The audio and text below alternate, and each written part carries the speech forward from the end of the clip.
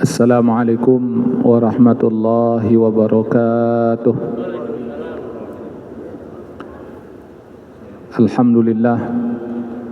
Alhamdulillahilladzi arsala rasulahu bil huda wa dinil haqq liyudhhirahu 'alad dini kullih wa kafa billahi shahida. Ashhadu an la ilaha illallah wa ashhadu anna Muhammadan 'abduhu wa rasuluhu la nabiyya ba'dah. Allahumma salli wa sallim ala nabiyyina Muhammad wa ala alihi wa sahbihi wa ansarihi wa junudihi wa man jahada fi sabilillahi la yaumil qiyamah. Amma ba'du fa ya ibadallah usikum wa iyaya bitaqwallah faqad fazal muttaqun. Qala Allah ta'ala fil Qur'anil Karim, ya ayyuhalladzina amanu ittaqullaha haqqa tuqatih wa la tamutunna illa wa antum muslimun. Wa qala aidan, subhanalladzi asra bi'abdihi laylan minal masjidil haram ilal masjidil aqsa alladzi barakna hawlahu linuriyahu min ayatina innahu huwas sami'ul basir. Wa qala Rasulullah sallallahu alaihi wasallam, talabul ilmi faridatun ala kulli muslim. Sadaqallahu wa sadaqa Rasulullah SAW. Jamaah solat subuh Masjid Jami Az-Zikr Sentul Bogor yang dimuliakan oleh Allah Subhanahu wa taala, bapak-bapak, ibu-ibu, hadirin hadirat yang berbahagia, para pemirsa yang mengikuti acara ini dimanapun Anda berada, mudah-mudahan pertemuan kita mendapat rahmat dan berkah dari Allah Subhanahu wa taala. Dan kita doakan saudara-saudara kita yang saat ini sedang sakit, mudah-mudahan Allah angkat penyakitnya, Allah sehatkan badannya, Allah panjangkan umur dalam taat kepada Allah Subhanahu wa taala. Yang terlilit hutang, mudah-mudahan Allah beri kemampuan untuk melunasi segala hutang-hutangnya, karena Allah Tuhan yang Maha Kaya, pemilik alam semesta. Yang belum mendapatkan jodoh, kita doakan mudah-mudahan Allah segerakan jodohnya. Allah berikan pasang beriman lagi bertakwa, Allah antarkan dalam kehidupan berumah tangga menuju keluarga sakinah mawaddah warahmah. Jamaah yang berbahagia, pada saat ini kita akan membahas Isra Mi'raj Nabi Muhammad sallallahu alaihi wasallam. Saat ini kita berada di bulan Rajab. Dan di bulan Rajab, salah satu peristiwa penting yang perlu kita ketahui adalah peristiwa Isra wal Mi'raj Nabi besar Muhammad sallallahu alaihi wasallam. Dan sebelum itu saya ingin mengajak kita semua mendoakan sahabat saya yang meninggal dunia. Dalam pekan-pekan ini 2 orang sahabat saya meninggal dunia. Yang pertama Ustadz Al-Wasito Al-Wasit. Yang kedua kemarin sahabat saya Ustadz Iqbal Siregar meninggal dunia. Mereka adalah orang-orang yang aktif dalam dakwah, walaupun tidak terkenal di dunia entertainment, tapi mereka berdakwah dari kampung ke kampung, dari gang ke gang, membina para generasi muda.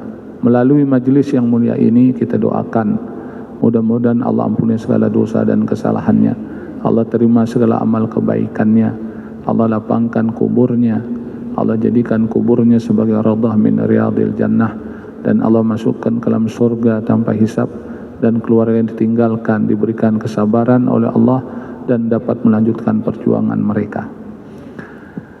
Jamaah yang berbahagia, Allah Subhanahu wa taala berfirman di dalam Al-Qur'an sebagaimana yang saya sampaikan dalam mukadimah tadi, yaitu surat Al-Isra ayat yang pertama. Subhanalladzi asra bi'abdihi laylan minal masjidil haram ilal masjidil aqsa alladzi barakna hawlahu linuriyahu min ayatina innahu huwas sami'ul basir. Maha suci Allah yang telah memperjalankan hambanya. Siapa hamba dalam hal ini? Yaitu Rasulullah sallallahu alaihi wasallam. Pada suatu malam dari Masjidil Haram ke Masjidil Aqsa yang telah kami berkahi sekelilingnya, agar kami perlihatkan kepadanya sebagian dari tanda-tanda kebesaran kami. Sesungguhnya Dia adalah Maha mendengar lagi Maha mengetahui. Surat Al-Isra ayat pertama ini merupakan dalil, merupakan rujukan, merupakan argumentasi bahwa Rasulullah SAW pernah diperjalankan oleh Allah pada satu malam, yaitu malam ke-27 Rajab, malam 27 Rajab. Dan Rasulullah SAW diperjalankan dari satu tempat yang namanya Masjidil Haram ke Masjidil Aqsa. Rasulullah SAW diperjalankan dari Masjidil Haram ke Masjidil Aqsa, dan ini jarak tempuh kalau pakai onta sekitar sebulan. Begitulah jauhnya. Tapi karena Allah Subhanahu wa Ta'ala tunjukkan kekuasaannya, maka pada satu malam itu bisa pergi ke langit pertama, kedua, ketiga, keempat, kelima, keenam, ketujuh, ke Sidratul Muntaha, dan bisa balik kembali ke Masjidil Haram, kembali lagi ke Mekah Al-Mukarramah. Itu pada satu malam. Oleh karena itu kita jangan heran, jangan bingung. Kenapa? Allah menunjukkan kekuasaannya. Kalau Allah sudah menunjukkan kekuasaannya, bagi Allah sangat mudah. Bahkan bagi Allah sangat mudah memperjalankan Rasulullah SAW dari Masjidil Haram langsung ke langit pertama sampai ke-7, kemudian ke Sidratul Muntaha. Bagi Allah mudah. Tapi yang jadi pertanyaan, kenapa Allah singgahkan ke Masjidil Aqsa? Tentu ada ibrah, ada pelajaran di dalamnya. Nah, ini yang perlu kita kaji, ini perlu kita bahas untuk kita ambil pelajaran. Kalau kita mendapatkan pelajaran, insya Allah kita akan mendapatkan pemahaman. Kalau kita dapat pemahaman, insya Allah kita akan jadi orang yang bijaksana. Nah, jemaah yang dimuliakan oleh Allah Subhanahu wa Ta'ala, kemudian ada kata yang menarik adalah barokna haulahu, yang telah kami berkahi sekelilingnya. Jadi sekeliling Masjidil Aqsa itu Allah berkahi. Logikanya kalau sekelilingnya diberkahi, maka Masjidil Aqsa adalah pusat keberkahan. Makanya tidak mengherankan ketika peristiwa Isra wal Mi'raj, para nabi dan rasul dikumpulkan oleh Allah Subhanahu wa Ta'ala di Masjidil Aqsa, kemudian melakukan sholat, dan imamnya adalah Nabi besar Muhammad sallallahu alaihi wasallam. Kenapa Rasulullah SAW menjadi imam? Kalau saya memahami, ini merupakan penegasan bahwa estafeta dakwah sudah berlanjut kepada Nabi besar Muhammad SAW, dan merupakan wisuda yang disaksikan, kalau dalam bahasa kampusnya senior-senior dalam dakwah, dalam perjuangan. Semuanya hadir, dari Nabi Adam, Idris, Nuh, Hud, Saleh, sampai Zakaria, Nabi Yahya, Nabi Isa AS, semuanya hadir menjadi saksi bahwa kelanjutan dakwah estafetanya dilanjutkan oleh Nabi besar Muhammad sallallahu alaihi wasallam. Kenapa? Karena Nabi Muhammad sallallahu alaihi wasallam merupakan nabi terakhir, nabi akhir zaman. Tidak ada lagi nabi setelah Nabi Muhammad sallallahu alaihi wasallam. Oleh karena itu, kalau ada orang mengklaim gurunya, kemudian ustadznya dianggap menjadi nabi dan rasul, kita perlu pertanyakan, ustadz gurunya ketika peristiwa Isra wal Mi'raj hadir enggak? Itu aja tanya dulu. Kalau enggak hadir, enggak masuk dalam data, enggak masuk dalam daftar. Semua nabi dikumpulkan oleh Allah Subhanahu wa Ta'ala di Masjidil Aqsa dalam peristiwa Isra wal Mi'raj, dan imamnya ada Nabi besar Muhammad sallallahu alaihi wasallam. Nah, ini perlu kita ketahui, ini perlu kita pahami. Makanya dalam akidah Ahlussunnah wal Jamaah tidak ada lagi nabi setelah Nabi Muhammad SAW. Kalau ada yang mengklaim diri sebagai nabi atau sebagai rasul, itu nabi palsu namanya. Dan kita nggak perlu beriman kepada mereka, tidak perlu percaya kepada mereka. Nabi Muhammad SAW adalah nabi akhir zaman. Yang ada adalah pewaris para nabi, yaitu siapa? Para ulama. Al-ulama warathatul anbiya. Jadi pelanjut dakwah Nabi Muhammad SAW bukan nabi berikutnya lagi, tidak ada. Pelanjutnya adalah para ulama dari dulu sampai sekarang hingga akhir zaman, yang disebut dengan al-ulama warathatul anbiya. Nah, oleh karena itulah kita berupaya semaksimal mungkin berupaya mendekatkan kepada sumber dari keberkahan itu. Tadi saya sudah katakan sumber keberkahan adalah Masjidil Aqsa. Maka dalam kehidupan kita, kalaupun kita tidak bisa ke sana atau belum bisa ke sana, hati kita harus terpaut dengan Masjidil Aqsa. Sehingga kita pun juga dalam kehidupan akan mendapatkan berkah dari Allah. Makanya Anda bisa perhatikan orang yang dalam kehidupannya berinteraksi dengan Masjidil Aqsa, hatinya terkait dengan Masjidil Aqsa, pemikirannya terkait dengan Masjidil Aqsa, harta bendanya terkait dengan Masjidil Aqsa, kemudian kekuasaannya, jabatannya, statusnya terkait dengan Masjidil Aqsa, maka Allah akan berikan keberkahan kepada mereka. Apa itu berkah? Berkah itu sesuatu yang diberikan oleh Allah Subhanahu wa ta'ala yang menyebabkan hamba tersebut makin dekat kepada Allah, makin taat dia kepada Allah, makin bertakwa dia kepada Allah. Makanya kita bisa lihat orang-orang semacam itu dia makin dekat dengan kepada Allah Subhanahu wa ta'ala. Ada masjid di kampungnya, di komplek perumahannya, di daerahnya, dia datangi. Karena sebelum dia bisa ke Masjidil Aqsa, dia datangi dulu masjid yang ada di komplek perumahannya, yang berada di tempatnya. Dan ini adalah satu tanda keberkahan yang Allah berikan. Jadi makin dekat orang itu kepada Allah, itu tandanya orang mendapatkan keberkahan dari Allah Subhanahu wa ta'ala. Kalau dia punya harta, dengan hartanya dia makin dekat kepada Allah, itu berkah hartanya. Kalau dia punya keluarga, dengan keluarganya dia makin dekat kepada Allah, itu berkah namanya. Kalau dia punya usaha, dengan usahanya dia makin dekat kepada Allah, itu berkah namanya. Kalau dia punya ilmu, dengan ilmunya dia makin dekat kepada Allah, itu berkah namanya.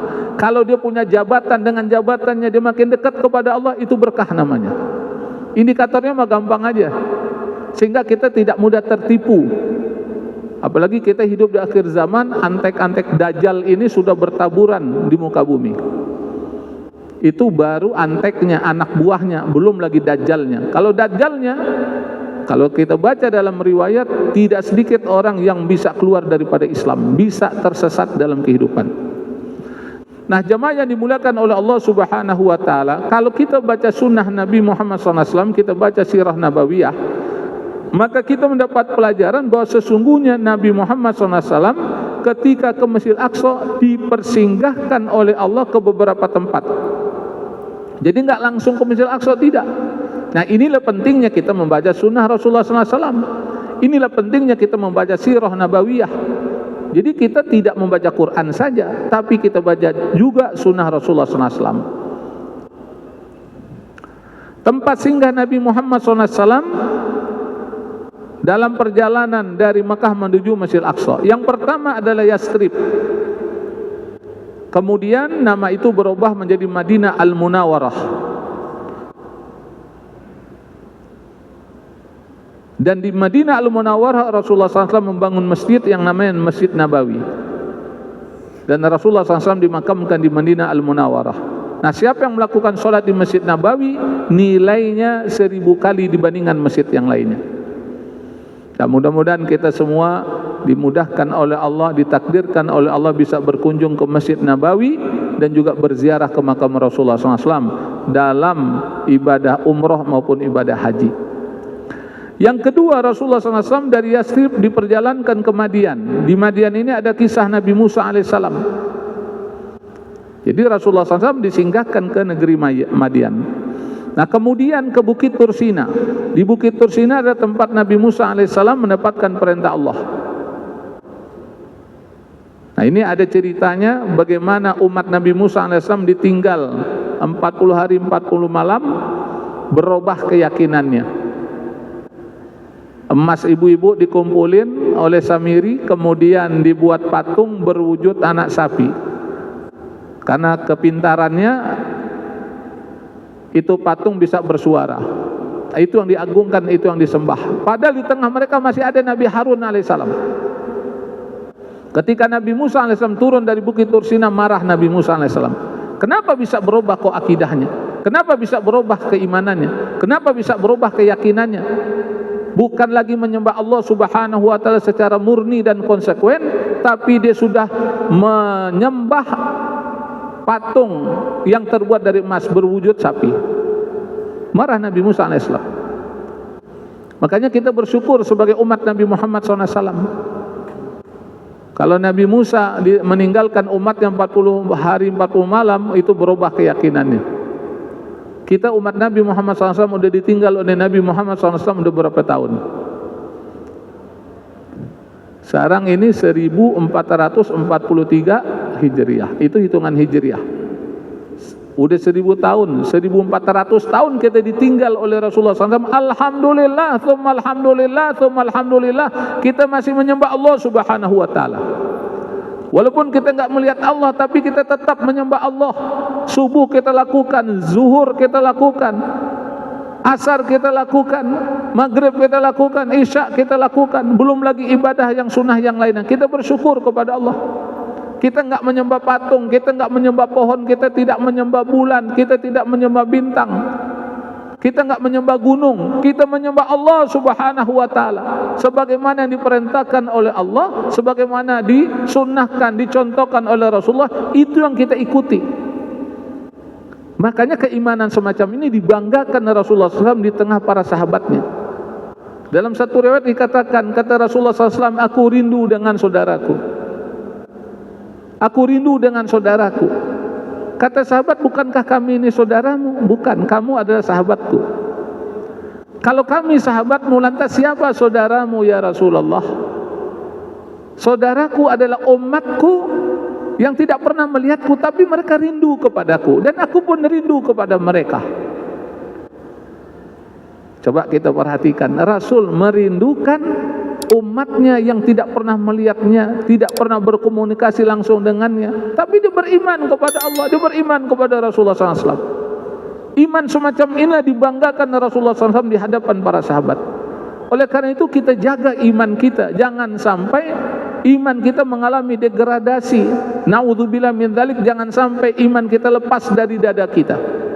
Kita pertahankan, kita jaga, kita rawat. Nah, jemaah yang dimuliakan oleh Allah Subhanahu wa ta'ala, yang berikutnya ada ke Baitul Laham, ke Bethlehem, yaitu tempat Nabi Isa alaihissalam dilahirkan. Apa pelajaran dapat kita ambil dari perjalanan Rasul tersebut? Disinggahkan oleh Allah Subhanahu wa ta'ala. Kita dapat mengambil pelajaran bahwa kita seharusnya juga dalam kehidupan ini memperhatikan sejarah, memperhatikan orang-orang terdahulu yang telah berjuang, memperhatikan orang-orang dulu yang telah berjasa dalam pengembangan dakwah, dalam pengembangan Islam. Maka kita jangan sampai sombong, jangan kita angkuh. Coba perhatikan, banyak perjalanan, banyak yang kita lihat. Nah, jemaah yang dimuliakan oleh Allah Subhanahu wa ta'ala, nah setelah itu baru Nabi Muhammad SAW sampai ke Masjidil Aqsa. Nah, waktu di zaman Rasulullah SAW, Masjidil Aqsa bukan seperti ini. Ini belum ada dan ini belum ada. Ini dibuat di zaman kekhalifahan Islam setelah Sayyidina Umar bin Khattab. Nah, Nabi Muhammad SAW sampai ke kompleks Masjidil Aqsa. Nah, kemudian burak beliau itu ditambatkan, diikat di sini.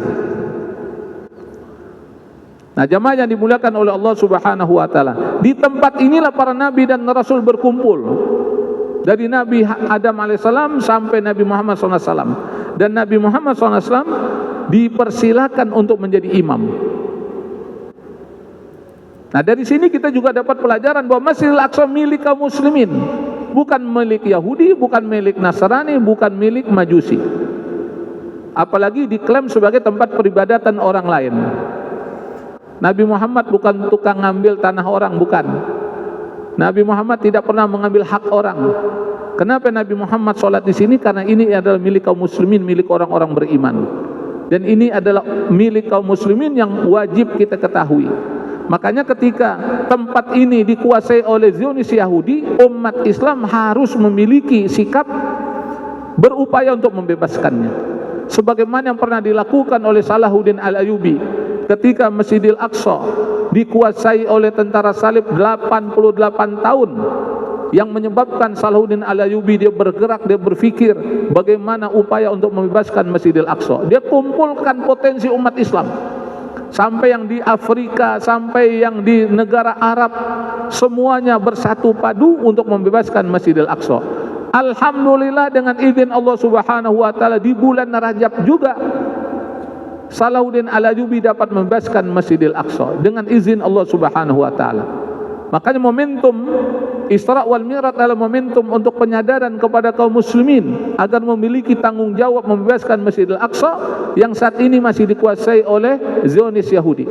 Dan kita berkeyakinan tidak akan lama lagi Masjidil Aqsa akan kembali ke tangan kaum muslimin. Nah, jemaah yang dimuliakan oleh Allah Subhanahu wa taala, di tempat ini juga ada cerita yang menarik. Kalau kita baca dalam sirah Nabawiyah, Nabi Muhammad SAW disuguhkan minuman, satu susu, satu arak. Ini saya pengen tanya juga nih kepada jemaah yang hadir, kira-kira Nabi Muhammad SAW ngambil susu atau arak? Arak apa susu? Itu jawaban orang cerdas. Kok Ustaz bisa bilang orang cerdas? Orang cerdas pertanyaan dibolak-balik jawabannya pasti benar. Ya, Nabi Muhammad SAW disuguhkan susu sama arak.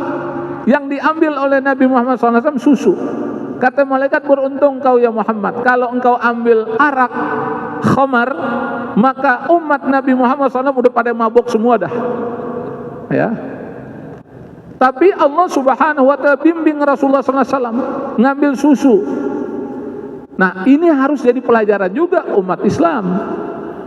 Nabi kita nggak pernah itu menyentuh arak, nggak pernah nenggak minum arak.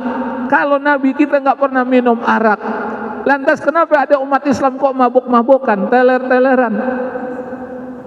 Ada yang narkoba, ada yang minum khamar dengan berbagai macam jenisnya, dengan berbagai macam bentuknya.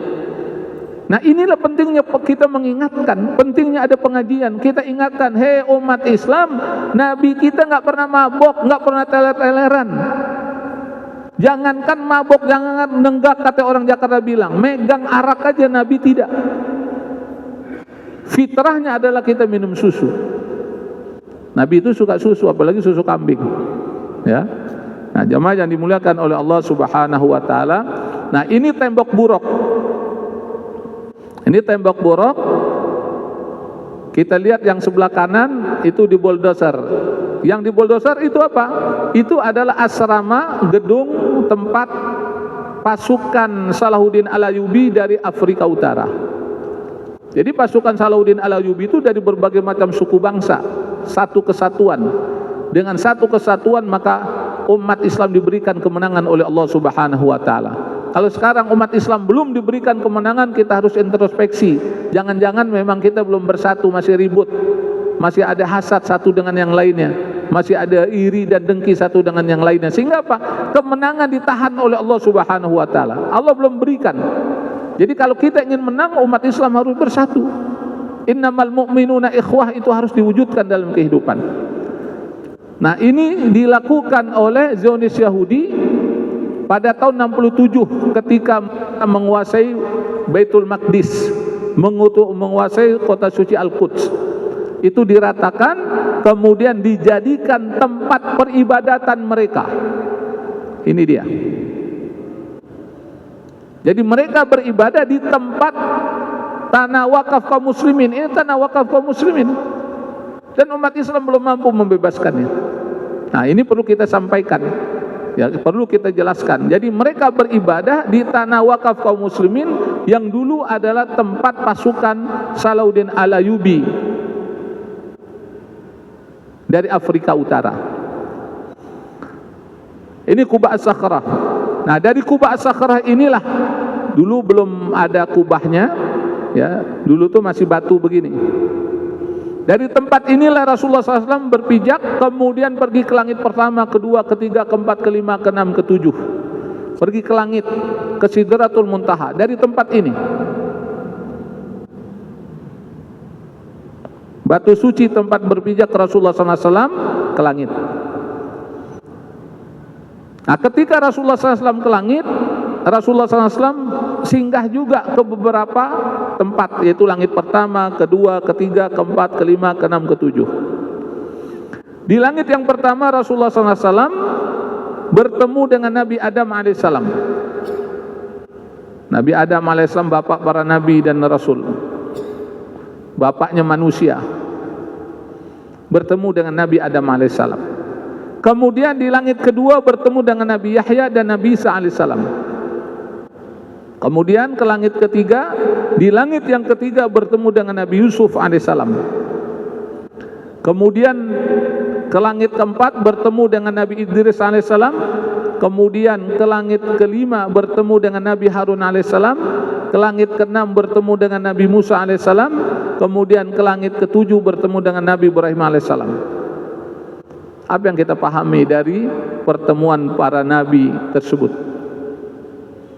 Kalau saya memahami, Allah Subhanahu wa taala ingin memberikan pelajaran kepada kita bahwa Nabi Muhammad SAW adalah manusia yang mulia, memiliki akhlak yang agung, tapi Allah membimbing agar bertemu dengan senior-senior dalam perjuangan, dalam dakwah. Bukankah Nabi Adam alaihissalam nabi? Di antara 25 nabi dan rasul yang wajib kita ketahui. Kemudian bertemu dengan Nabi Yahya alaihissalam, bertemu dengan Nabi Isa alaihissalam di langit kedua. Nah, kita pun juga ketika akan meningkat status kita, jabatan kita, posisi kita, jangan lupa dengan orang-orang terdahulu. Ini kan banyak juga, ada orang ketika statusnya udah meningkat, jabatan udah meningkat, dia lupa nih sama orang-orang yang terdahulu. Bahkan tidak sedikit orang-orang yang terdahulu itu ya menjadi masalah bagi dia. Nah, inilah pentingnya kita mempelajari akhlak Rasulullah SAW. Jadi Rasulullah SAW merupakan nabi akhir zaman, pemimpin di antara para nabi dan rasul terdahulu, imamul muttaqin, imamnya orang-orang bertakwa. Tapi Rasulullah SAW tetap, kalau bahasa kita, sowan. Kan ini kan ibaratnya kan sowan nih, sebelum ke Sidratul Muntaha, sebelum bertemu dengan Allah, sowan dulu kepada Nabi Adam. Ya, ini kadang-kadang kita nggak punya akhlak, nggak punya adab. Kita masuk satu kampung, masuk komplek, masuk perumahan, sowan kagak. Pas sudah ada masalah baru udah ngelapor. Ya, nah ini jangan sampai kayak begitu. Kita orang Islam, kita umat Nabi Muhammad SAW, ketika kita masuk suatu tempat, kita sowan, kita bertemu dengan apakah tokoh masyarakat di tempat itu, atau siapa, kita silaturahim, karena itu ajaran Islam, itu yang dilakukan oleh Rasulullah SAW. Nah, yang menarik adalah ketika Rasulullah SAW ke Sidratul Muntaha, kemudian bertemu dengan Allah, dan bagaimana pertemuannya, wallahu alam, saya tidak akan menjelaskan. Yang jelas bertemu dengan Allah, mendapat perintah sholat 50 kali sehari semalam. Awalnya 50 kali sehari semalam. Nah, ketika sudah mendapatkan perintah sholat 50 kali sehari semalam, Nabi Muhammad SAW turun. Ya, kalau turun kan harus lewatin lagi kan langit ke-7, ke-6, ke-5, ke-4, ke-3, ke-2, kemudian yang pertama. Ya, kalau kita boleh analogikan seperti kita naik lift kan harus lewat lantai ini, lantai ini, lantai ini, lantai ini, kemudian baru sampai lantai dasar, kan begitu. Nah, yang menarik adalah ketika sampai di lantai ke-6 bertemu dengan Nabi Musa alaihissalam, ditanya oleh Nabi Musa, kamu dapat apa dari Allah? Saya dapat perintah melakukan sholat 50 kali sehari semalam dan juga untuk umatku. Kata Nabi Musa alaihissalam, minta keringanan, umatmu gak bakalan mampu. Kenapa? Karena umat Nabi Muhammad SAW lemah-lemah dibandingkan umat Nabi Musa alaihissalam. Postur tubuhnya juga kecil-kecil. Kalau 50 kali sehari semalam, coba kita bayangkan, sehari semalam kan 24 jam. Kalau 24 jam kali 2 jadi 48. Jadi setiap 30 menit kita sholat, setiap 30 menit kita sholat. Akhirnya orang nggak bisa melakukan aktivitas, nggak bisa ke kantor, nggak bisa ke sawah, nggak bisa melakukan aktivitas ke laut segala macam, nggak bisa ngapa-ngapain. Kenapa? Setiap 30 jam sholat. Setiap 30 menit, benar. Ya, setiap 30 menit sholat, setiap 30 menit sholat, nggak bisa istirahat kita. Tapi Allah Subhanahu wa taala Maha Pengasih dan Penyayang. Dengan kisah ini kita mendapatkan pelajaran bagaimana kasih sayang Allah Subhanahu wa taala. Walaupun Allah itu Maha Kuasa, Allah Maha Perkasa, tapi Allah ingin memberikan pembelajaran. Bagaimana Nabi Musa alaihissalam memberikan usulan, memberikan masukan. Coba minta keringanan lagi. Akhirnya menemui Allah Subhanahu wa taala, dikurangi oleh Allah Subhanahu wa taala. Dikurangi lagi, ketemu sama Nabi Musa, minta lagi kekurangan, minta lagi kurangnya. Kemudian pergi lagi kepada Allah Subhanahu wa taala, kemudian dikurangi sampai 5 kali sehari semalam. Bayangkan 5 kali sehari semalam. Udah 5 kali sehari semalam, apa kita mau minta juga kekurangannya, minta kurang lagi? Nabi SAW udah enggak mau lagi, udah 5 udah cukup dah. Nah, oleh karena itu yang 5 ini kita jaga, kita rawat. Ya, jangan sampai kita tidak melakukan sholat. Nah, kita punya keluarga, suruh keluarga kita sholat. Wa'mur ahlaka bis-shalah wastabir 'alaiha. Perintahkan ahli keluargamu untuk menegakkan sholat, wastabir 'alaiha, dan bersabar dalam memerintahnya. Jadi kita harus sabar memerintah anak kita sholat, istri kita sholat, keluarga kita sholat. Jangan sampai mereka tidak sholat, dia makan di rumah kita, tidur di rumah kita, BAB di rumah kita, tapi nggak mau sholat. Rugi tuan rumahnya, rugi pimpinan keluarganya. Nah, suruh anak kita semuanya sholat biar berkah tuh rumah. Nawiru manazilakum bisolati wa qiraatil Quran. Terangilah rumah kamu dengan sholat dan bacaan Al-Quran. Nah, sholat apa yang kita lakukan di rumah? Sholat sunnah. Kalau yang wajib, laki-laki di masjid. Apalagi masjidnya dekat ke rumah dia, berada di komplek perumahannya, makmurkan itu masjid, datang itu masjid. Biar kita mendapatkan keberkahan yang melimpah ruah, mendapatkan rahmat yang berlimpah ruah. Nah, jamaah yang dimuliakan oleh Allah Subhanahu wa taala, tidak rugi orang mengerjakan sholat. Ya, lain waktu kita bahas tentang keutamaan dari sholat ini, dan insya Allah juga akan dibahas oleh guru-guru kita yang lainnya. Ini pemberian dari Allah Subhanahu wa taala untuk Rasulullah SAW dan umat Islam. Ya, diberikan kepada Rasulullah SAW saat Isra wal Mi'raj 3 hal. Diberikan sholat 5 waktu, diberikan akhir surat Al-Baqarah, dan diampuni siapa saja yang tidak menyekutukan Allah dengan apapun. Hadis surat Muslim. Ya, ini yang diberikan Allah Subhanahu wa taala. Selama ini kita cuma mengetahui sholat 5 waktu aja. Padahal ada 2 poin lagi, yaitu apa? Diberikan akhir surat Al-Baqarah, dan diampuni siapa saja yang tidak menyekutukan Allah dengan apapun. Oleh karena itu jangan kita menyekutukan Allah. Ya, kita udah menyembah Allah saja.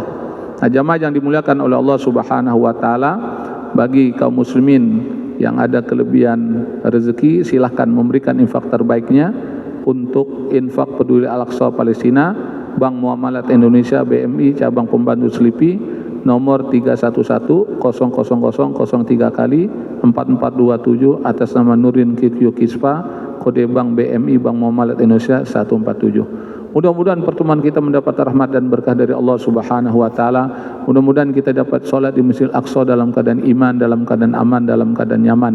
Rabbana taqabbal minna innaka antas samiul alim wa tub alaina innaka antat tawwabur rahim. Rabbana atina fid dunya hasanah wa fil akhirati hasanah wa qina adzabannar wa adkhilna jannata ma'al abrar ya aziz ya ghafar ya rabbal alamin. Wa sallallahu ala nabiyyina Muhammad wa ala alihi wa sahbihi ajmain walhamdulillahi rabbil alamin. Kita tutup dengan doa kafarat majelis. Subhanakallahumma wa bihamdika asyhadu an la ilaha illa anta astaghfiruka wa atubu ilaik. Assalamualaikum warahmatullahi wabarakatuh.